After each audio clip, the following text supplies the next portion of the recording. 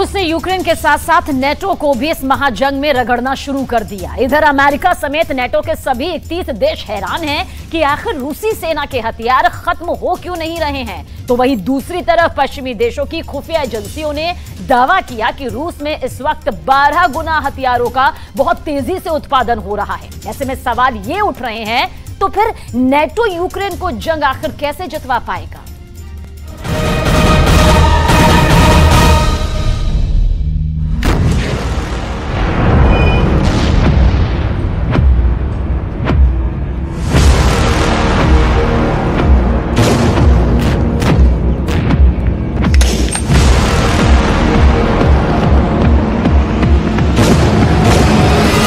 12 गुना हमले देखकर चीख पड़े बाइडेन।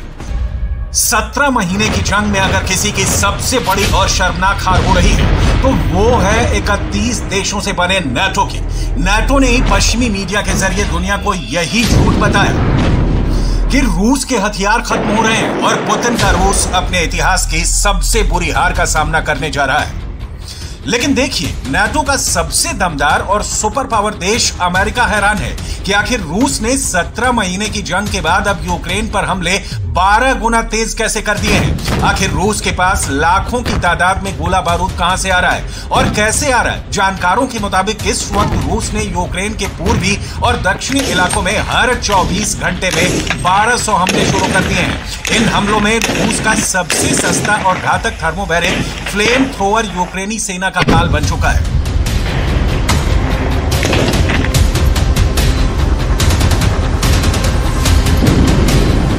आग में जला दिए 700 यूक्रेनी सैनिक।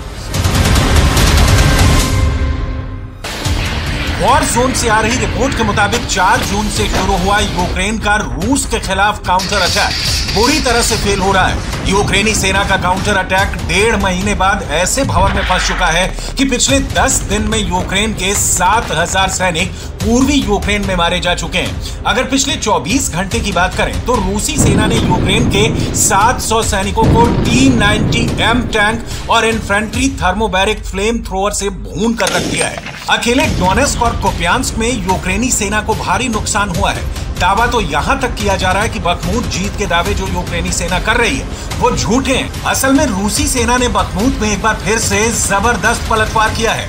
इधर दूसरी तरफ ज़ेलेंस्की के जनरल समझा नहीं पा रहे हैं कि आखिर 518 दिन की जंग के बाद भी रूस सेना यूक्रेनी सेना पर हावी कैसे है। आखिर रूस के पास हथियारों की भारी कमी क्यों नहीं हो रही है। इधर दूसरी तरफ अमेरिका को खुफिया एजेंसियों ने रूस के हथियारों पर ऐसी रिपोर्ट सौंप दी है जिसने अमेरिका और नेटो के होश उड़ा दिए हैं। जरा देखिए, बाइडेन क्यों रूस को लेकर अब खौफ में है।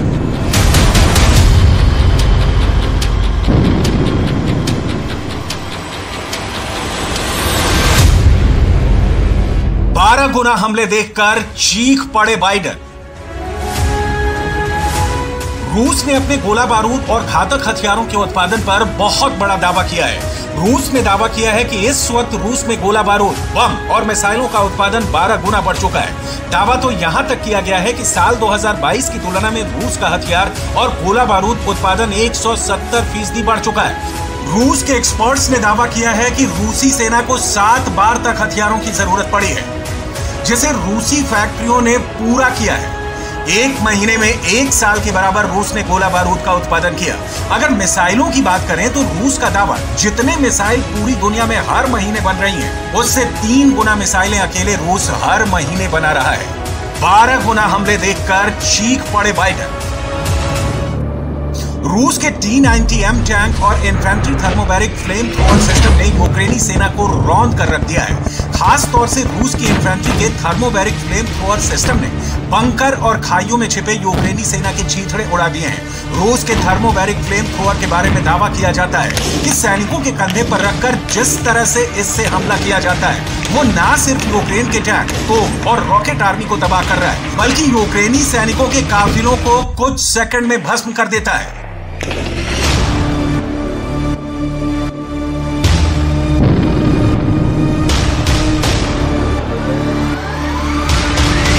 आग में जला दिए 700 यूक्रेनी सैनिक।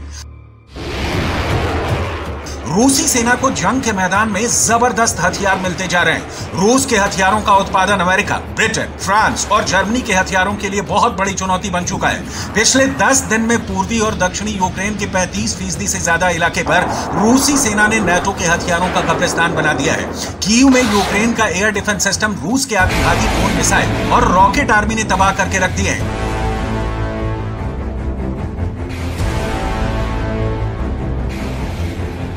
अमेरिका अब यही समझ नहीं पा रहा है कि रूस के भारी हथियार भंडारों से कैसे निपटा जाए, क्योंकि पूर्वी और दक्षिणी यूक्रेन के बहुत बड़े इलाके में रूसी सेना हावी हो चुकी है। जरा देखिए, रिपोर्ट्स के दावों के मुताबिक इस वक्त रूसी सेना ने पूर्वी यूक्रेन के बखमूत में एक बार फिर से भारी टैंक, तोप और रॉकेट आर्मी से हमले शुरू कर दिए हैं। वहीं ओडेसा में यूक्रेन का सबसे बड़ा बंदरगाह रूसी सेना के हवाई हमलों से आग में भस्म होता जा रहा है। अकेले ओडेसा में रूसी सेना ने पिछले एक हफ्ते में 1500 से ज्यादा हवाई हमले किए हैं। ज़ेलेंस्की ने दावा किया है कि रूस के ओडेसा में 60,000 टन अनाज पर कब्जा कर लिया है, जबकि 1 लाख टन अनाज पर रूस ने हमला किया है। आग में जला दिए 700 यूक्रेनी सैनिक। Доводить, що їхня мішень не лише Україна і не лише життя наших людей. У портах, які були атаковані, сьогодні зберігалося близько 1 мільйона тонн продовольства. Саме той обсяг, який вже давно мав би бути доставлений в країни-споживачі в Африці, в Азії. इधर पूर्व से दक्षिण तक पिछले 24 से 36 घंटे के अंदर रूसी सेनाएं यूक्रेन सेना पर भारी पड़ती जा रही हैं। हारते और पिटते यूक्रेन की हालत देखकर America, France, Britain, Germany, Poland जैसे नेटो देश भी यूक्रेनी सेना के काउंटर अटैक को लेकर बेहद नाराज होने लगे हैं। रूस ने जिस तरह से यूक्रेन के खार्किव में ट्रिपल अटैक किए हैं, वो हैरान करने वाले हैं। 1 लाख सैनिकों के साथ लगभग 1000 टैंकों से हमला नेटो और यूक्रेन के होश उड़ाने वाला साबित हो रहा है। यहां तक कि यूक्रेन के ओडेसा में रात के वक्त रूस के सबसे भीषण हमले हो रहे हैं। लेकिन ज़ेलेंस्की के पास दिक्कत यह है कि उनकी सेना के पास एयर डिफेंस सिस्टम लगभग खत्म होने की कगार पर है। ऐसे में वो करे तो क्या करे? नेटो भी अब यूक्रेन की ज्यादा मदद करने के मूड में नहीं लग रहा। उसके पीछे की सबसे बड़ी वजह है कि यूक्रेनी सेना का जंग के मैदान से भागना और नेटो के हथियारों को दूसरे देशों में बेचना। खुद ज़ेलेंस्की भी हैरान है कि एक तरफ यूक्रेनी सेना हथियारों की कमी का रोना रो रही है, तो वहीं दूसरी तरफ यूक्रेनी सेना के अधिकारी हथियार गोदामों से नेटो के हथियारों को गायब करके बेच रहे हैं। ज़ेलेंस्की को इन आरोपों पर जवाब देते नहीं बन रहा है। अभी तो वो ब्रिटेन को समझाने में लगे हैं। देखिए ज़ेलेंस्की क्या कह रहे हैं। Прем'єр-міністром Великої Британії Ріші Сунаком, як і завжди, цілком практична розмова, чітка. Першочергово про захист наших південних районів, зокрема Одеси, нормального життя людей та роботи наших портів. Ми обговорили з Ріші можливі кроки, можливу кількість батарей ППО. Сполучене Королівство може стати тим лідером, чия допомога системами ППО гарантуватиме реальну безпеку.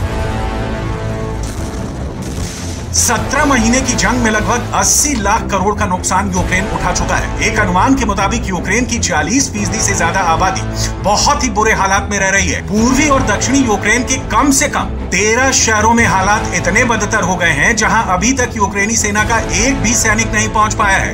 इधर हर दिन 8 से 10 तोप और टैंक के गोले दागने वाला यूक्रेन हथियार और गोला बारूद के मामले में तेजी से कंगाल होता जा रहा है। लिथुआनिया में हुई नेटो की मीटिंग में जो सब्ज़बाग यूक्रेन को जंग जीतने के लिए नेटो ने दिखाए थे, ज़ेलेंस्की के उन हसीन सपनों को पुतिन ने धुआं कर दिया है। हालात ये हो गए हैं कि ज़ेलेंस्की ने साफ कहना शुरू कर दिया है कि अगर नेटो ने 72 घंटों के अंदर हथियारों की सप्लाई तेज नहीं की तो फिर यूक्रेन दो तरफा मारा जाएगा। क्योंकि ज़ेलेंस्की को पता चल चुका है कि रूस ने पूर्वी और दक्षिणी यूक्रेन में स्टॉर्म जेड हमले शुरू कर दिए हैं। इस वक्त रूस Crimea, Donbas, Donetsk, Kherson, Kharkiv में स्टॉर्म जेड हमले कर रहा है। अकेले खार्किव में ही रूस के स्टॉर्म जेड हमले में 1 लाख रूसी सैनिक, 900 टैंक, 370 MLRS और 555 भारी तोपें हमला कर रही हैं। जानकारी के मुताबिक रूस ने 10 दिन पहले ही खार्किव पर स्टॉर्म जेड हमलों की तैयारी शुरू कर दी थी। इसका सबूत आप इन तस्वीरों में देख सकते हैं। इस वक्त रूसी सेना के जनरलों और लीडर्स में युद्ध करने की जबरदस्त भूख जग गई है। रूस को एहसास हो चुका है कि नेटो यूक्रेन को हथियार से ज्यादा कोई मदद नहीं कर पाएगा। इसीलिए अब रूस ने अगले 10 दिन में यूक्रेन के पूर्वी और दक्षिणी इलाके पर पूरी तरीके से कब्जा करने का प्लान बना लिया है। जरा रूसी सेना के जनरलों और पुतिन के करीबी दिमित्री मेदवेदेव की ये तस्वीरें देखिए, जहां रूस के पूर्व राष्ट्रपति और रूस की सुरक्षा परिषद के प्रमुख दिमित्री मेदवेदेव रूसी सेना की जबरदस्त तैयारियों का मुआयना कर रहे हैं। तस्वीरों में आप साफ देख सकते हैं कि दिमित्री रूस की उस टैंक रेजिमेंट की तैयारी देख रहे हैं जो दक्षिणी यूक्रेन पर हमला करने जा रही है। दावा किया गया है कि ये तस्वीरें रूस के टॉर्ट्सपोय रेंज की हैं, जहां रूसी सेना बड़े हमले की तैयारी कर रही है। Сегодня ночью вооруженными силами Российской Федерации нанесен групповой удар возмездия высокоточным оружием морского базирования по объектам, где готовились террористические акты против Российской Федерации с применением безэкипажных катеров, а также месту их изготовления на судоремонтном заводе в районе города Одесса. Кроме того, в районе городов Николаев и Одесса уничтожены хранилища топлива общим объемом около 70 тысяч. यूक्रेनी सेना के जनरल और कमांडर ज़ेलेंस्की को लगातार ताजा हालात के बारे में जानकारी दे रहे हैं। बेशक यूक्रेन के पास बेहतरीन खुफिया इनपुट और नेटवर्क मजबूत है, लेकिन पुतिन जैसे लड़ाके के सामने नाटो और यूक्रेन पानी मांग रहा है, क्योंकि पुतिन ने 1.5 महीने पहले ही कह दिया था कि रूस के 7 लाख रिजर्व सैनिक जब यूक्रेन पर चारों तरफ से हमला करेंगे तो यूक्रेन को कोई बचा नहीं पाएगा। रूस ने तो दावा कर दिया है कि उसकी सेना उत्तर पूर्वी खार्किव क्षेत्र के एक महत्वपूर्ण रेलवे जंक्शन कुपियांस्क की दिशा में 2 किलोमीटर तक आगे बढ़ गई है। अब ऐसे हालात में अगर रूस गोला बारूद और हथियारों का 12 गुना उत्पादन कर रहा है तो आप अंदाजा लगा सकते हैं कि यूक्रेन रूस के 12 गुना हमले अब झेल नहीं पाएगा।